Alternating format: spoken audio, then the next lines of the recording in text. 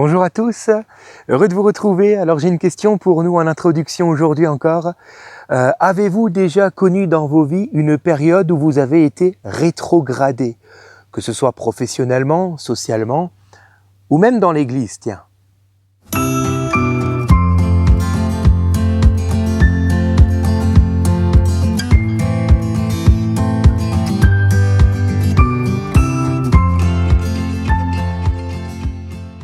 Voilà, heureux de vous retrouver donc encore aujourd'hui, surtout dans un pareil environnement.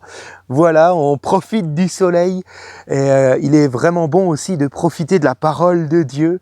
Voilà, le soleil brille autour, mais lorsqu'il brille dans le cœur, c'est encore meilleur. Alors que Dieu vous bénisse durant toute cette semaine qui commence, que la parole de Dieu garde vos cœurs encore.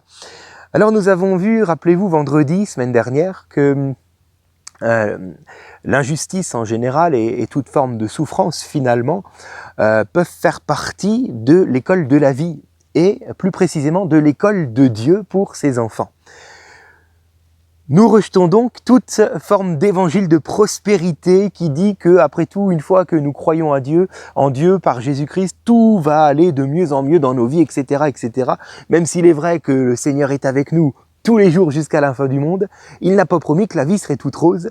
Au contraire, souvent le Seigneur se sert de ces moments difficiles pour nous transformer. Donc nous voulons rejeter toute forme d'évangile de prospérité. Nous ne croyons pas cela, mais nous proclamons que si nous avons Christ en nous, cela nous suffit, car lui est toujours fidèle et nous ne manquerons donc jamais de rien. Voilà, donc nous comprenons que Dieu est maître des circonstances de nos vies et nous rappelons que nous lui avons confié nos vies. Donc laissons-le maintenant conduire toutes choses pour sa gloire et que la prospérité ne soit le lot finalement que de ceux qui n'en ont rien à faire. Sinon, ça devient un cadeau empoisonné. Je pense à Jésus, par exemple, rappelez-vous, s'il avait accepté de se prosterner devant l'ennemi, il aurait eu tous les territoires que l'ennemi lui avait montrés en disant « Tiens, regarde, tout ce que tu vois sera à toi si tu te prosternes devant moi ».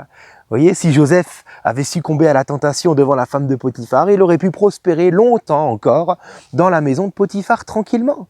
Comme si de rien n'était. Il aurait joui de la vie, tout simplement, mais il n'aurait jamais pu accomplir la volonté de Dieu qui était qu'il devienne le bras droit du Pharaon. Voilà, ceci étant dit, arrêtons-nous aujourd'hui sur une autre forme d'injustice, la rétrogradation. Alors, j'aimerais dans un premier temps déjà que nous ne crions pas au scandale ou à l'injustice si, et malheureusement c'est souvent le cas, si la rétrogradation dans nos vies est justifiée. D'accord ? On va déjà parler de ça dans un premier temps. Puis dans un second temps, nous parlerons lorsque la rétrogradation n'est pas justifiée, comme ce fut le cas pour Joseph. Je vous invite d'ailleurs à lire avec moi Genèse 39, les versets 2 à 4. Rappelez-vous, Joseph arrive en Égypte, l'Éternel fut avec lui et la prospérité l'accompagna. Ah tiens, pourquoi ? Parce que lui-même, Joseph, ne s'attacha pas à la prospérité. Donc, c'est un don du Seigneur. Il habitait dans la maison de son maître l'Égyptien, donc Potiphar, et son maître vit que l'Éternel était avec lui et que l'Éternel faisait prospérer entre ses mains tout ce qu'il entreprenait. Alléluia. Un peu plus loin, les versets 20 à 23. Alors que dans la maison de Potiphar, ayant trouvé grâce donc aux yeux de son maître, Potiphar avait confié tous ses biens et même sa propre maison dans les mains de Joseph. Plus loin, Joseph fut mis en prison dans le lieu où les prisonniers du roi étaient enfermés. Et au verset 21, l'Éternel fut avec Joseph et il étendit sur lui sa bonté. Il le mit en faveur aux yeux du chef de la prison. Et le chef de la prison plaça sous sa surveillance tous les prisonniers qui étaient dans la prison et rien ne s'y faisait que par lui, donc par Joseph. Amen. Donc nous voyons que le Seigneur est avec Joseph autant dans la maison de Potiphar que plus tard dans la prison. Comment se fait-il que Potiphar ainsi que plus tard le chef de la prison aient légué finalement d'un côté la maison de Potiphar à Joseph, d'un autre et tous ses biens, et d'un autre côté toute la prison et tous les prisonniers sont donnés à Joseph et c'est à lui de gérer tout cela maintenant. Comment se fait-il que ces deux chefs Potiphar et le chef donc de la prison lèguent finalement toute leur responsabilité à Joseph. La réponse nous est donnée dans le texte, car ils virent que l'Éternel était avec lui. Autrement dit, tout ce que Joseph faisait prospérait entre ses mains. Mais ça veut dire quoi exactement ça ? Qu'est-ce que ça veut dire ? Parce qu'on peut s'imaginer que dans ce cas-là, tout ce que Joseph touche se transforme en or. Automatiquement, si moi j'ai un Joseph avec moi, je vais lui léguer toute ma fortune parce que je lui donne, par exemple, je lui donne 10 €, j'en tire 100. Automatiquement, je lui donne tout. Mais Joseph n'était pas celui-là, c'était pas la poule aux œufs d'or. Non, pas du tout. Voyons cela différemment, comprenons vraiment ce texte. Lorsqu'il est expliqué que les maîtres ont vu que Dieu était avec Joseph, en fait, ils ont vu quelque chose dans la vie de Joseph qui montrait que Dieu était avec lui. Bon, eh bien, cette chose-là, c'était la manière de travailler, mais aussi la manière de vivre de Joseph, qui a tapé à l'œil de ses maîtres, autant donc Potiphar dans la maison, donc dans sa maison, que le chef des gardes dans la prison. Certainement que plusieurs fois, Joseph a dû avertir ses maîtres, soit d'un problème caché, soit d'une transaction douteuse dans la maison de Potiphar. Plusieurs fois, peut-être que les maîtres de Potiphar ont vu en Joseph un homme fidèle, droit, intègre, qui ne va pas se servir lui-même en premier, mais qui cherchera toujours premièrement à servir ses maîtres. Et là, ils vont se dire, mais chez lui, il y a quelque chose d'autre. Ne voyons-nous pas le divin là ? Comprenez ? Car il est intègre. Un homme comme cela peut se compter sur les doigts d'une seule main pendant toute une vie. Et puis, Joseph devait proposer de nouvelles activités à ses maîtres, de nouvelles affaires à Potiphar, dans la gestion donc des transactions, et peut-être de nouvelles activités au sein même de la prison, afin que les prisonniers puissent s'épanouir un minimum et qu'il n'y ait pas là constamment des conflits jour après jour.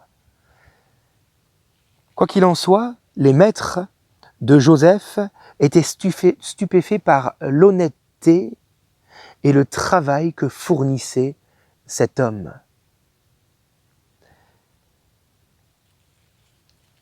Vous savez, la confiance, c'est quelque chose qui se gagne. C'est pas quelque chose qu'on accorde sans raison. La confiance doit se gagner. Et Joseph a su gagner le cœur de ses maîtres parce que il leur montrait qu'ils avaient bien raison de lui faire confiance. Quelqu'un a dit que la confiance se gagne lorsque les promesses sont tenues. C'est tellement vrai. Alors ne trouvons pas étrange si souvent de ne pas nous voir confier de nouvelles responsabilités ou au contraire même d'être rétrogradés si, à l'inverse de Joseph, notre travail n'est pas assidu et que notre manière de travailler ne saurait trouver la confiance dans le cœur de nos employeurs, dans le cœur de ceux qui nous ont confié la tâche. C'est peut-être la raison pour laquelle Jésus a choisi les 12 disciples qui l'ont suivi par après, alors qu'il aurait très bien pu choisir des chefs religieux. Il avait toute une foule de chefs religieux qui étaient là, à ses côtés, et qui n'attendaient que cela. Mais pour Jésus, cela ne suffit pas de savoir. Il y a le savoir-faire, mais il y a aussi le savoir-être. Et lorsque nous voulons que nos employeurs ou les personnes qui sont là, placées au-dessus de nous par le Seigneur, lorsque nous voulons que ces gens-là nous fassent confiance, il y a certes le savoir-faire d'un côté, bien entendu, mais il y a surtout, et c'est même plus important, le savoir-être. Imaginons un instant que Jésus ait choisi comme disciples des chefs religieux. Mais imaginez les conflits constants et réguliers, voire quotidiens, entre Jésus et les religieux. C'était juste inenvisageable pour Jésus. Il vaut mieux leur apprendre à faire plutôt que de devoir leur apprendre à être. Et si souvent, dans nos vies, nous pouvons passer par des périodes de rétrogradation parce que nous n'avons pas le savoir-être.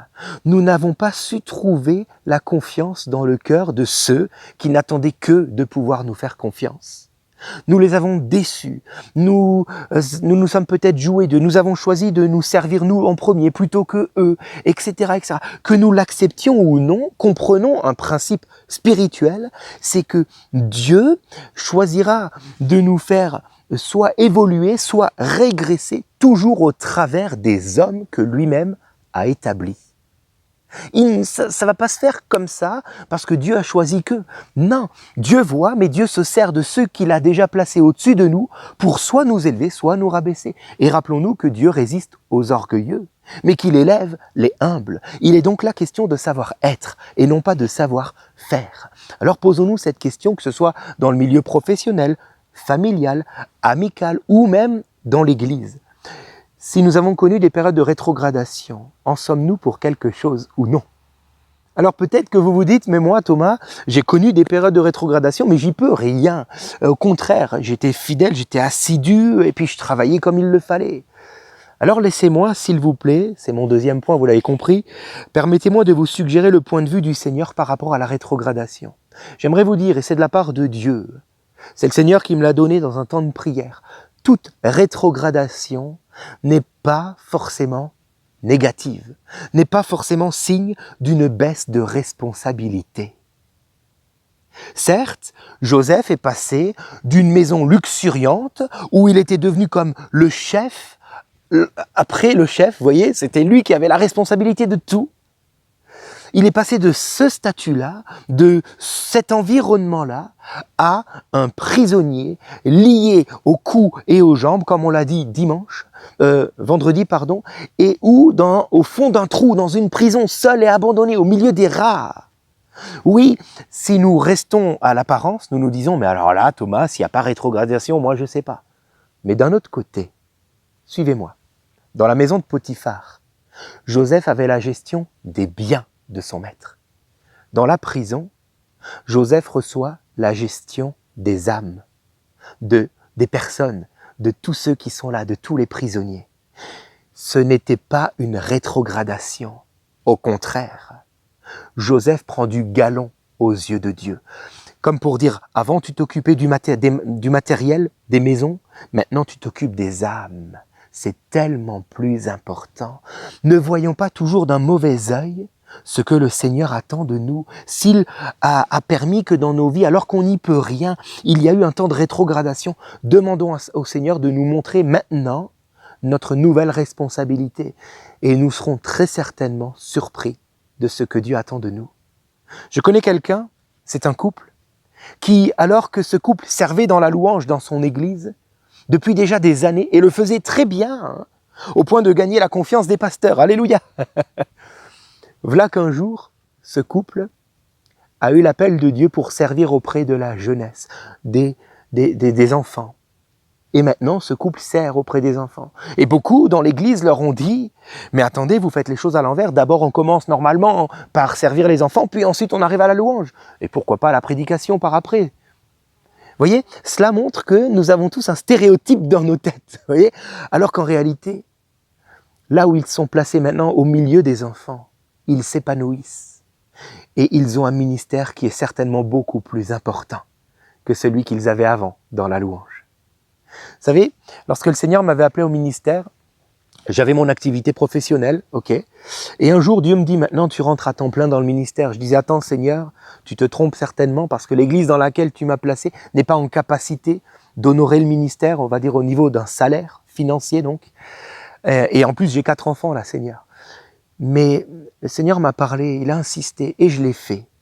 Et je peux vous avouer que malgré plusieurs années sans salaire, je n'ai jamais manqué de rien. Dieu a toujours été fidèle. Je ne l'ai jamais regretté. Mais ma première réaction était de voir ça d'un mauvais œil, de me dire, attends, là, Seigneur, non, tu m'appelles pas au ministère pour que je devienne plus bas que terre, quand même, Seigneur. Combien de pasteurs aujourd'hui, et là je pose la question aux pasteurs s'il y en a qui me suivent, voient d'un mauvais œil peut-être l'appel de Dieu pour servir dans une autre assemblée, si cela veut dire perdre la moitié de leur salaire. Posons-nous donc la question, alors que cela reste l'appel de Dieu. Ne voyons pas d'un mauvais œil toute rétrogradation, car souvent, c'est une prise de responsabilité beaucoup plus grande, et Dieu nous fait confiance. Qu'allons-nous lui répondre? Je prie Seigneur pour chacun d'entre nous. Certainement que tu as parlé d'une manière ou d'une autre à nos cœurs. Je prie que tu nous permettes de voir comme toi tu vois maintenant. Et de nous permettre, Seigneur, d'œuvrer selon ta volonté.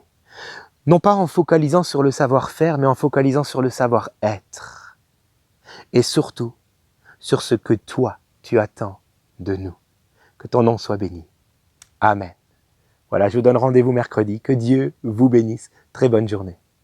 Voilà un dernier mot avant d'écouter un chant. Vous voyez, je suis à l'église là parce que depuis que j'ai enregistré cette méditation qu'on vient d'entendre, le Seigneur m'a laissé encore une pensée assez forte pour quelqu'un en particulier qui sait que Dieu lui demande d'abandonner une certaine place, vous voyez, un certain titre. Le Seigneur te le demande non pas pour te réduire à faire pratiquement plus rien. Tu te dis, moi, dans ce cas-là, je suis qui, je fais quoi? Le Seigneur te dit, mais tu auras une responsabilité bien plus grande. Accepte simplement mon appel et ma direction dans ta vie afin que tu sois béni. On va prendre ce chant, tu traces un chemin au Père des miracles. Et si le chemin où se trouvaient les miracles de Dieu n'était pas celui que nous pensions? Tu es là, transformant nos vies. Je t'adore, je t'adore. Tu es là, tu sens le cœur brisé. Je t'adore, oui je t'adore. Tu traces un chemin au Père des miracles, tu tiens tes promesses, lumière dans les ténèbres, mon Dieu, c'est ce que tu es. Tu traces un chemin au Père des miracles, tu tiens tes promesses, lumière dans les ténèbres, mon Dieu, c'est ce que tu es, c'est ce que tu es, c'est ce que tu es, c'est ce que tu es, c'est ce que tu es. Et quand je ne le vois pas, tu es là. Et quand je ne le sens pas, tu es là. Tu agiras encore. Tu agiras encore. Et quand je ne le vois pas, tu es là. Et quand je ne le sens pas, tu es là. Tu agiras encore. Tu agiras encore. Tu agiras encore. Tu agiras encore. Tu agiras encore. Tu agiras encore. Tu agiras encore. Tu agiras encore.